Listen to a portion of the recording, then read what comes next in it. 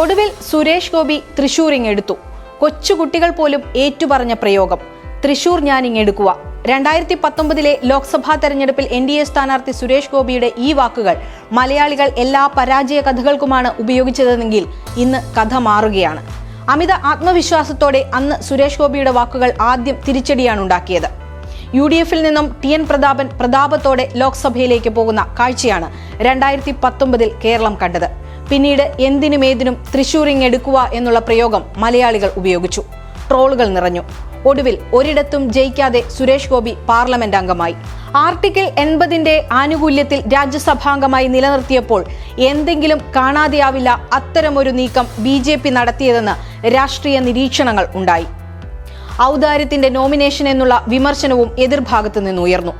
ഏതായാലും ഈ നോമിനേഷൻ സുരേഷ് ഗോപിക്ക് അമിത ആത്മവിശ്വാസത്തിന്റെ ഡബിൾ ബെല്ലാണ് നൽകിയത്.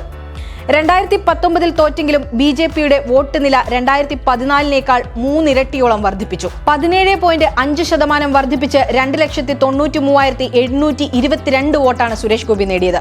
2021 നിയമസഭാ തെരഞ്ഞെടുപ്പിലും തൃശൂരിൽ സുരേഷ് ഗോപിക്ക് സീറ്റ് ഉറപ്പിച്ചു നൽകി.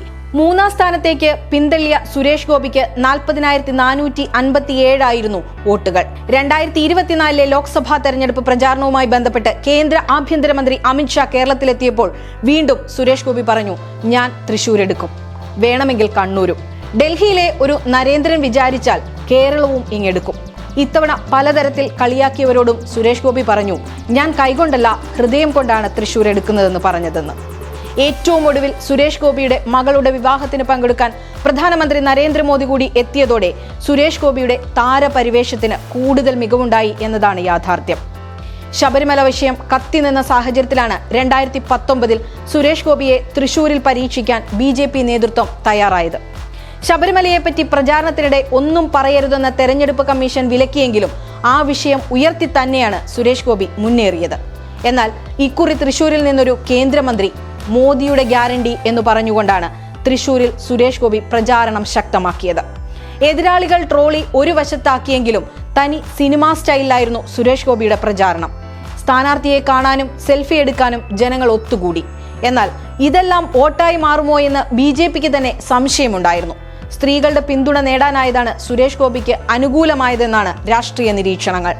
സ്ത്രീ ശക്തി സമ്മേളനവും സുരേഷ് ഗോപിക്ക് ഗ്രേസ് മാർക്കായി. തന്നിൽ സംസ്ഥാന BJPക്ക് നിയന്ത്രണമൊന്നുമില്ലെന്നും കേന്ദ്രത്തിന്റെ സ്വന്തം ആളാണെന്നും ജനങ്ങൾക്കിടയിലും പാർട്ടി അണികൾക്കിടയിലും പ്രതീതി ഉണ്ടാക്കാനും സുരേഷ് ഗോപിക്കായി. ലൂർദ് മാതാവിന് സ്വർണ്ണക്കിരീടം സമർപ്പിച്ചുകൊണ്ട് ന്യൂനപക്ഷ സമൂഹത്തിന്റെ പിന്തുണയും ഉറപ്പാക്കാൻ കഴിഞ്ഞു. ചരിത്രത്തിലാദ്യമായി തൃശൂർ പൂരവും തെരഞ്ഞെടുപ്പ് വിഷയമായത് സുരേഷ് ഗോപിക്ക് അനുകൂലമായെന്നാണ് രാഷ്ട്രീയ നിരീക്ഷണങ്ങൾ. ഏതായാലും പ്രബലരായ LDF സ്ഥാനാർത്ഥി സുനിൽകുമാറിനെയും UDF സ്ഥാനാർത്ഥി K മുരളീധരനെയും പിന്തള്ളി തൃശൂർ സുരേഷ് ഗോപി എടുത്തു.